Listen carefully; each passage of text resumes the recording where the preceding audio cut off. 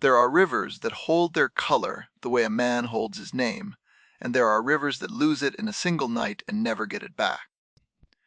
The New River is supposed to be one of the oldest rivers in the world, and for every year any living man could remember it ran a clear, cold blue. In the spring of 1875, it turned the color of old tea. It stayed that way.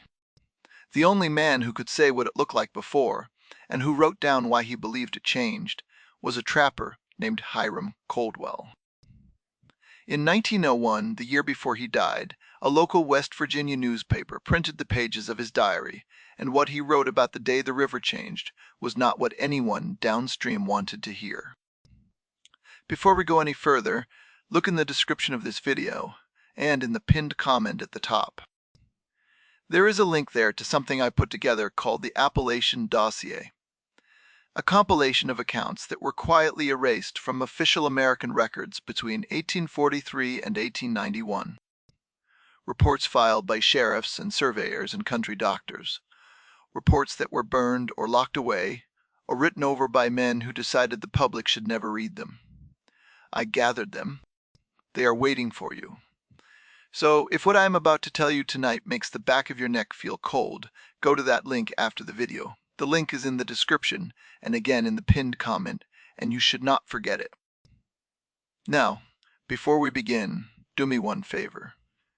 Wherever you are listening from right now, your kitchen, a long drive, a quiet bedroom with the lamp on low, tell me in the comments which state or which country you are in.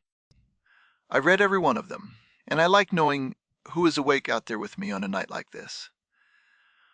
The document I am working from tonight is not a legend someone told their grandson. It is a diary, or the parts of one that survived, and it was printed in 1901 in a local West Virginia newspaper, the kind of weekly paper that ran river notes and county fair results on the back page. The paper did not print the whole diary, and the parts it left out are the parts that matter most. But what it did print is enough.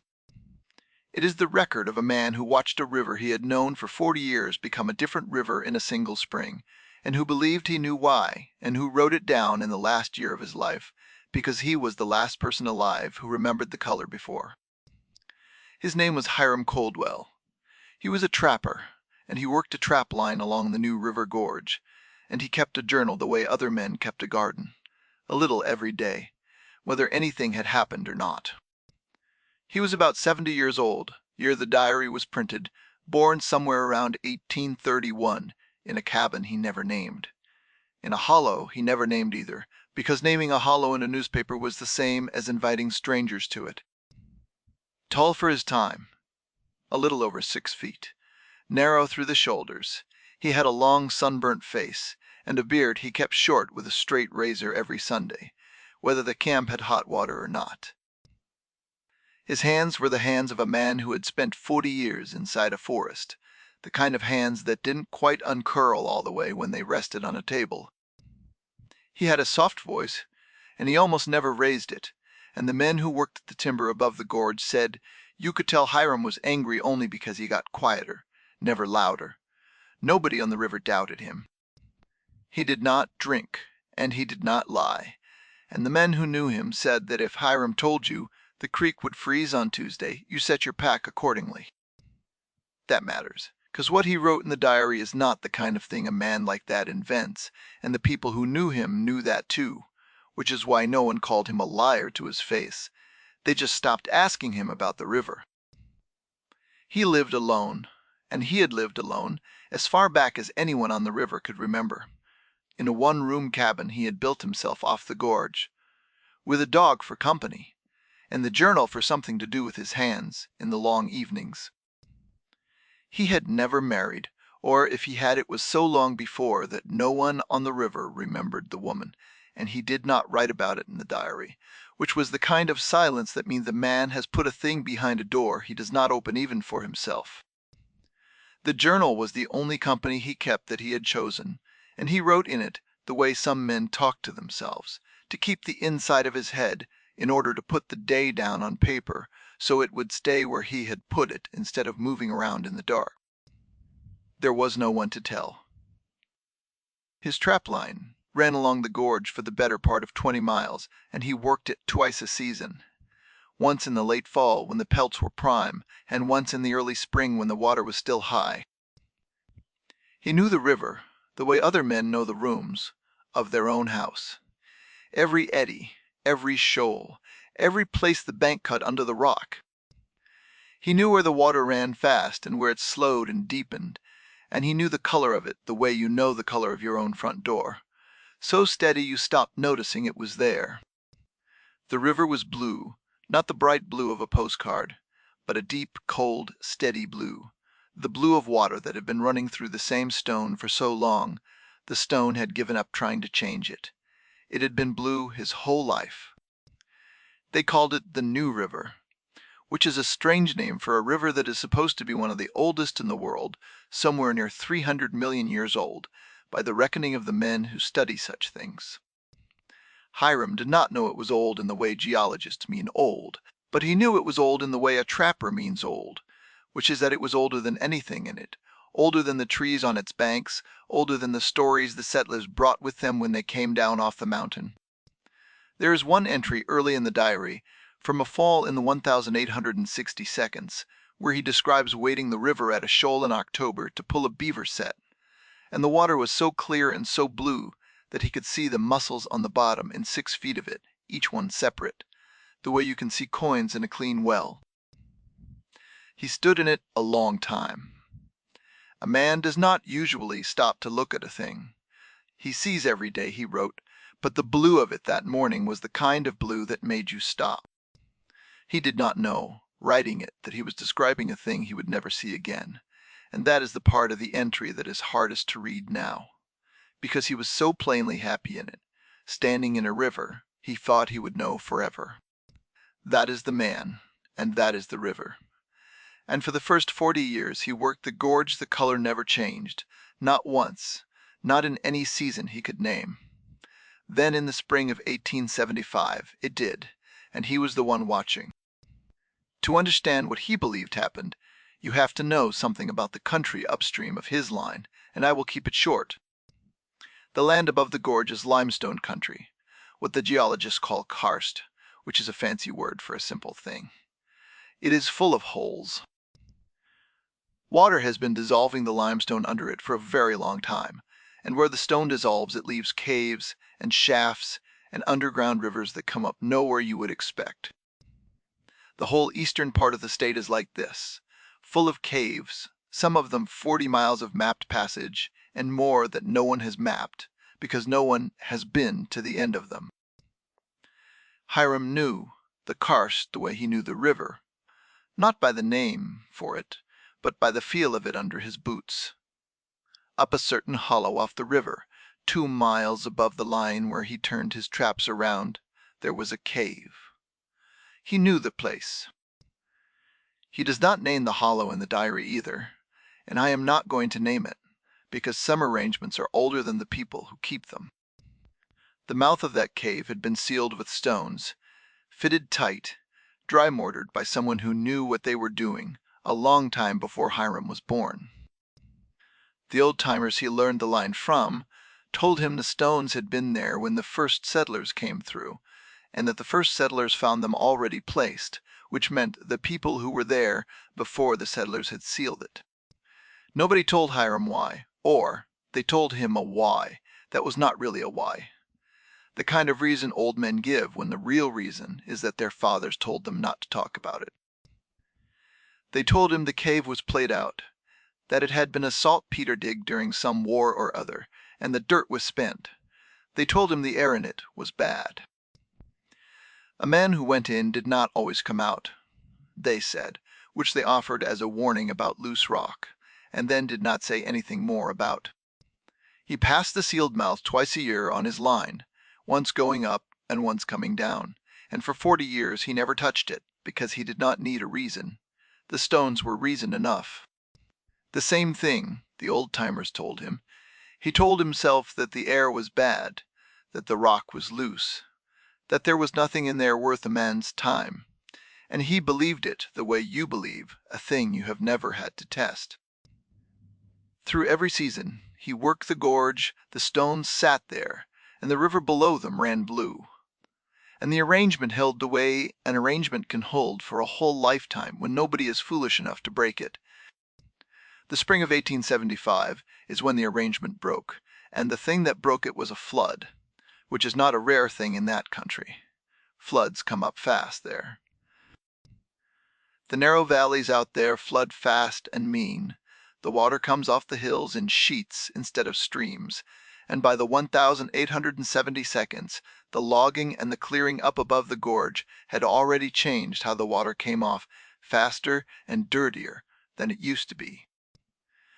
Men who had been on the river a long time could feel it, the way you can feel a place getting rougher, even if you could not say exactly when it started.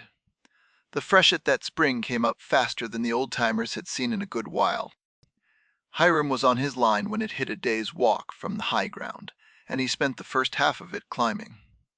He got himself and his pack to a bench above the river, and he sat there through the night and watched the gorge fill. Sitting with his back to the rock and his rifle across his knees, he listened to the river take the gorge apart below him, which was the thing he wrote about most afterward. Not the look of it, but the sound. There was a low, steady roar on top, and under it a deeper sound, the sound of big rocks being rolled along the bottom where you could not see them. Every now and then a tree would go past in the dark, stem up, moving faster than a man could run on the bank, and he would hear it hit the bend below and stop. He could not see the color of the water in the dark, not yet. But he could hear that something about the river was different, because the way it moved against the banks had a heavier sound to it, as if it were carrying more than water. Something was different. The river came up over its banks and took the lower part of his line with it, traps and all, which was a hard loss for a man who worked alone, but not the kind of thing you dwell on when the water is still rising. The water was still rising. He did not see the cave mouth give way, because he was 2 miles downstream, and the dark had come on. But he heard something in the last of the light, a sound he wrote down later as a long exhalation, like the hill itself letting out a breath it had been holding. He did not know what it was. A slide, he told himself. Rock letting go somewhere up the hollow, which is a thing that happens in a flood, and a thing a man on a bench in the dark can tell himself, and then put out of his mind. What he could not put out of his mind was the color of the water that came down past him in the night. Even in the dark, with only the stars on it, he could see it was wrong. Flood water is supposed to be brown, the brown of turned earth and churned sediment, and it is supposed to clear as the river drops. This was not that brown. This was a darker brown, a yellow brown, and it moved the way oil moves on water slower than the current around it, as if it were a thing of its own and not merely dirt held in suspension. He watched it go by in the dark, and he told himself it was the slide, the mud off the hollow where the rock had let go, and that it would clear by morning. It did not clear by morning. It did not clear at all. He came down off the bench at first light. The water was still high, but it had started to drop, and the gorge was a mess of it. Brush and broken limbs piled on the bars, one of his traps hanging in a sycamore about 8 feet off the ground. He went down to the edge to fill his kettle and to look at the river, and that is when he saw the color, up close, in the daylight, and he knew it was not mud. The river was the color of old tea, the brown of something that had been steeping a long time, and there was a film on it in the stiller water, a dull sheen that broke into rings when a leaf landed on it. Flood water clears as it drops. Everyone who has lived on a river knows that. The sediment settles, and the water goes back to whatever color it was before. This water was not clearing. The river was falling, and the color was staying, and the blue that had been there for every year of his life was simply gone, the way a light goes out, not fading but finished. He had an old hound with him on the line. That spring a red dog named Tully, that had been with him since the dog was a pup.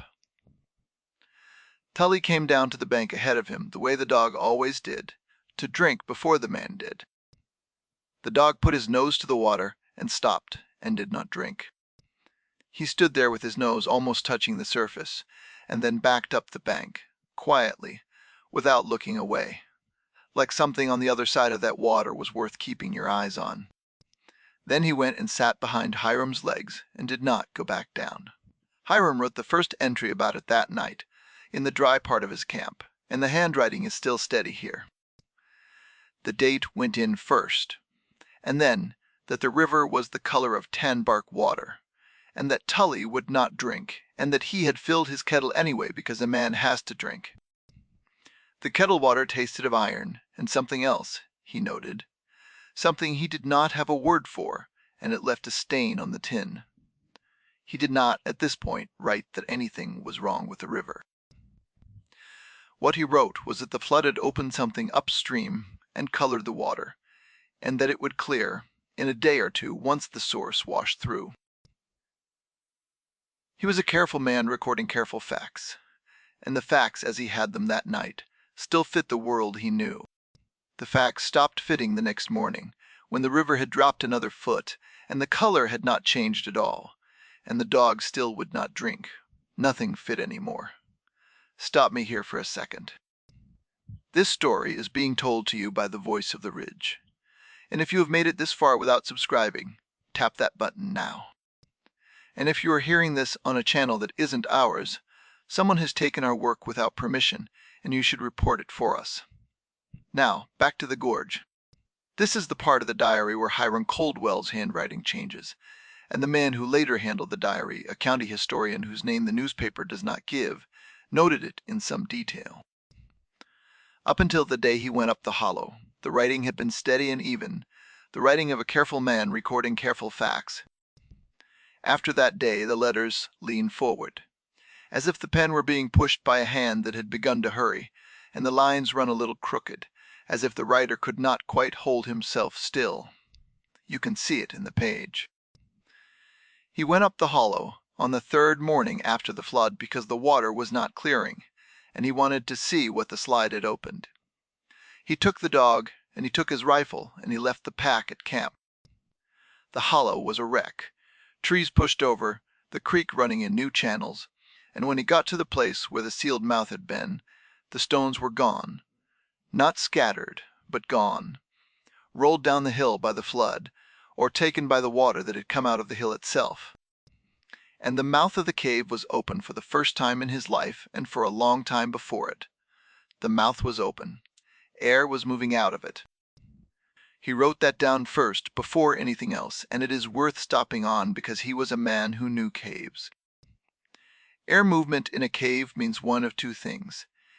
Either there is another entrance somewhere that the air is pulling through, or the system behind the opening is very large, and in this case he would come to believe it was both. He went in a short way. How far he does not say, and the diary is not the kind of document that exaggerates distance, so I take it to mean a short way. The passage was wide enough for a man to walk upright.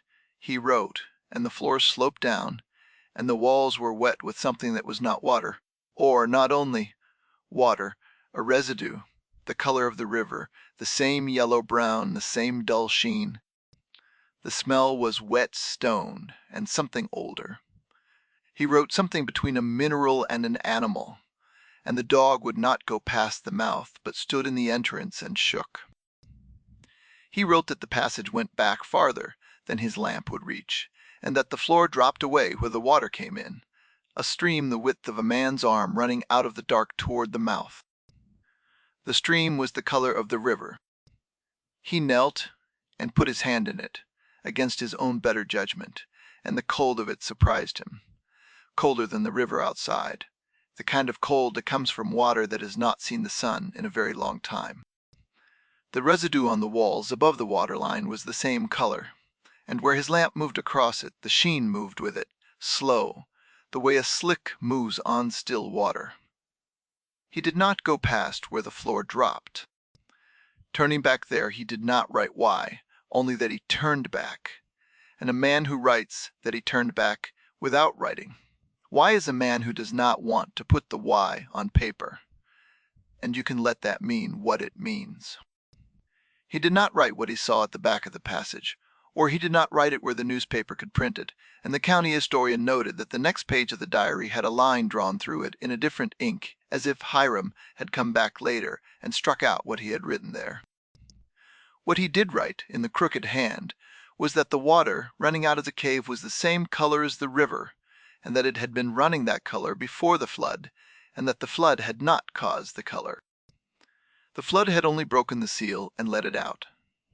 He came back down the hollow that day with the dog ahead of him, and he did not go up it again for the rest of the time he worked the line. He did not go back. A man who has spent his life knowing what a thing is does not give that up in one afternoon, and Hiram did not. He came back to his line, and he sat with what he had seen, and he did what a careful man does, which is to reach for the explanation that fits the world he already knows. Mineral, he told himself. The flood had opened a seam of iron in the limestone, he told himself, or a deposit of some salt that colored the water, and the color would thin as the seam washed through, the way a tea bag gives up its strongest color in the first cup and runs clear by the fourth. That is a reasonable thing to believe, and it is what most of the men downstream would come to believe on their own, without ever going up the hollow, because it is the explanation that asks nothing of you. He was lying to himself, and he knew it, but the lie got him through the season, and a man who works alone in a gorge will tell you that a working lie is worth more than a useless truth when the traps still need checking and the pelts still need stretching. The trouble was the diary. The diary does not care what you tell yourself at night. It only cares what you write down in the morning, and what he wrote down, in entry after entry through the spring and into the summer, was that the river was not clearing. He wrote it plainly, the way he wrote everything, and then he wrote it again, and the third time he underlined it. There was nothing wrong with the water, he wrote. The color was mineral and would clear, he wrote. He wrote that the dog would not drink, and then he wrote 3 times with a line under it that there was nothing wrong with the water.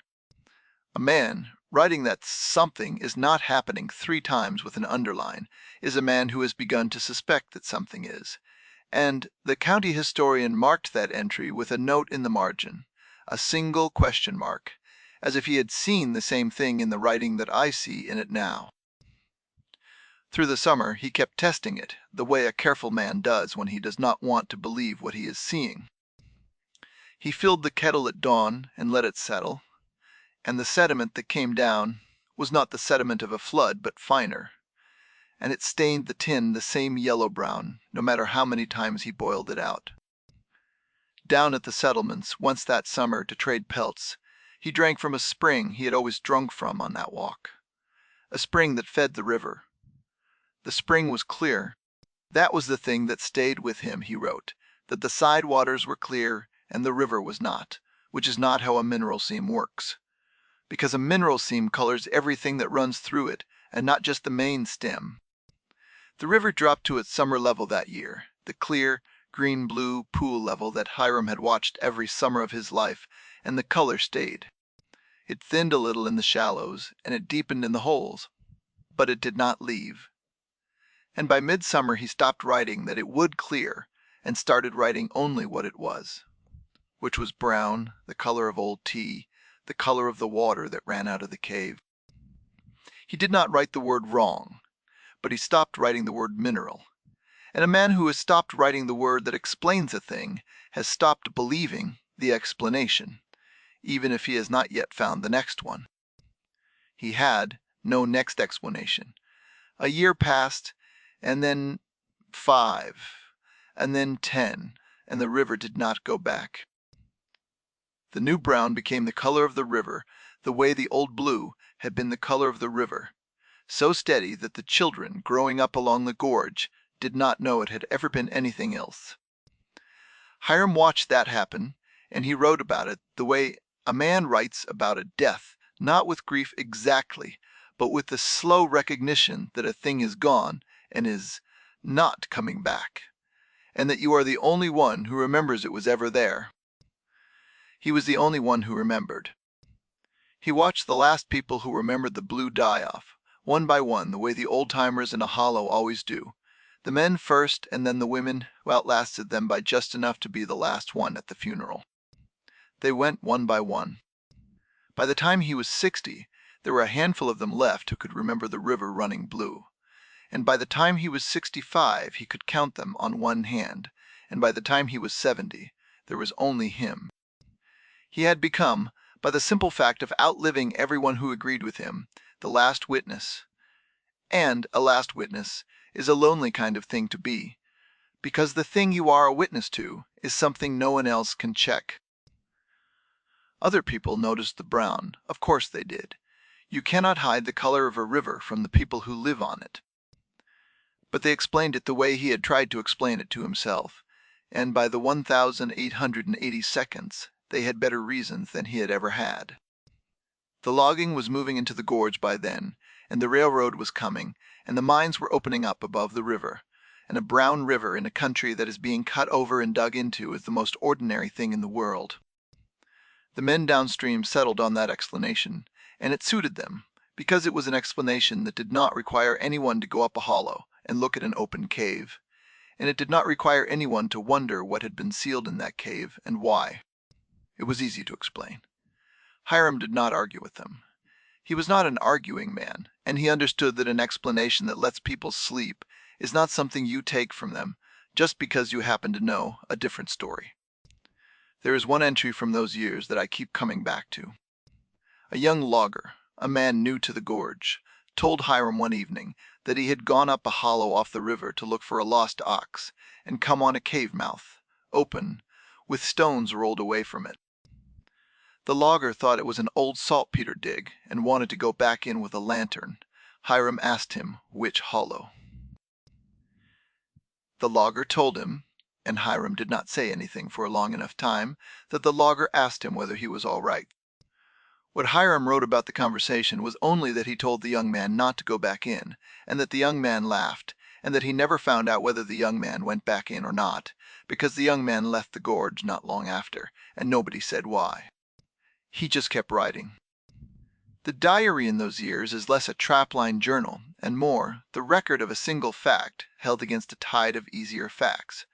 The fact that the river was blue, and that it was not, and that he knew the spring it stopped, and that he knew what was open upstream when it stopped.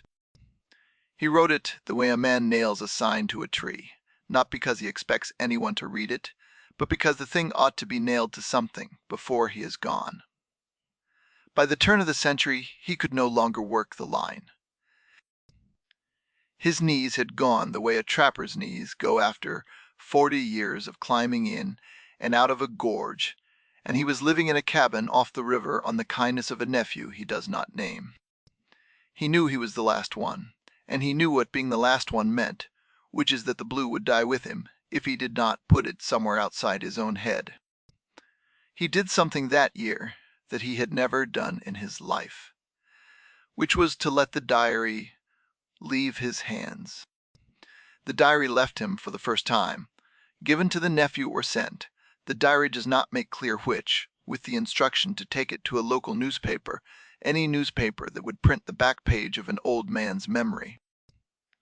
According to what the nephew later told the paper, he had thought about it for most of a winter, and what he had decided was that a thing written down and printed was harder to lose than a thing written down and kept in a cabin.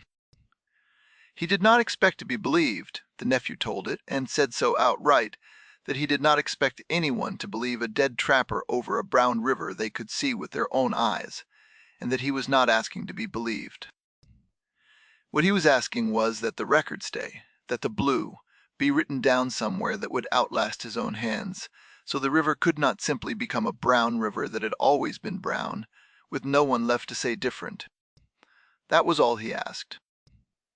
So the nephew did, and in 1901 a local West Virginia weekly printed excerpts from it, under a headline that I will not repeat, because it was the kind of headline a weekly paper puts on a curiosity to sell a few extra copies. The paper ran it as a curiosity, an old trapper's recollection of a river that used to be a different color, and that is mostly what they printed, the parts about the blue and the brown and the spring it changed. They did not print the parts about the cave. or they printed them trimmed, reduced to a line about a slide upstream, which is the kind of trimming a small newspaper does when a thing does not fit the shape of a river note, and the editor does not want to explain to his readers why it might. The parts Hiram cared most about, the open mouth, the residue on the walls, the page he struck through in a different ink, those parts did not make the paper. This is how the account survived, not in an official record, not in a geological survey or a county history that anyone would cite, but on the back page of a weekly newspaper that did not know what it had, and probably did not keep the original. The diary itself, after the paper, is not something I can tell you the location of. The county historian handled it, and then the trail goes the way trails of old papers go in that country. Into a box in a barn, into a fire, into the hands of someone who did not know what they were holding. What survived is what the newspaper printed, and what the newspaper printed is what I have been reading to you from. And it is enough to know what Hiram believed, even if it is not enough to know whether he was right. That is how it survived. The river is still that color. Anyone who has stood on the gorge and looked down at the water in the last 150 years has been looking at the river Hiram wrote about, not the river he grew up on. The blue is gone, and it is not coming back, and almost no one alive knows it was ever there, because the last person who did know died in a cabin off the gorge in 1902, the year after the paper ran his diary, and he did not take out an ad to tell anyone. The cave is a harder thing to be certain about, and I am not going to pretend to be certain about it. What the diary says about the mouth in the years after the flood is not clear, and the parts that might have been clear are the parts the newspaper trimmed, or that Hiram struck through himself. He wrote once that he passed the hollow again, years later, and the stones were back, which is a thing that could mean a great deal, or could mean a man who did not want to look too closely was telling himself the arrangement had been restored. He wrote, in another entry, that he did not go close enough to tell. The account ends where the account ended, and I am not going to finish it for him. What he claimed, at the end, was only two things, and he claimed them in the plain hand of an old man who did not have the energy left to dress them up. The river was blue, he claimed, and it changed the spring. The cave opened, and anyone who said otherwise was not there. He did not claim to know what was in the cave, or what the color was. He claimed only that the two things happened together, the opening and the changing, and that he had watched it, and that he had written it down so the watching would not die with him. That was all he claimed. Whether he was right is a question for the men who study rivers and the men who study caves, and I am neither. What I know is that a careful man who did not drink and did not lie wrote in his own hand that a river he had known for 40 years changed color the day a sealed mouth broke open upstream, and that he spent the rest of his life being the only one who remembered the color before. That is the whole of the account. There is not a tidy end to it, because the things that actually happen in this country rarely have tidy ends, and a man who insists on one is usually telling you a story he made up to feel better. The river is still brown. The last man who remembered it blue has been in the ground for 120 years, and we only know it from a back page in a paper that did not know what it had. If you are still with me, and I hope you are, tell me in the comments where you are listening. From the town, the country, the road if there is no town.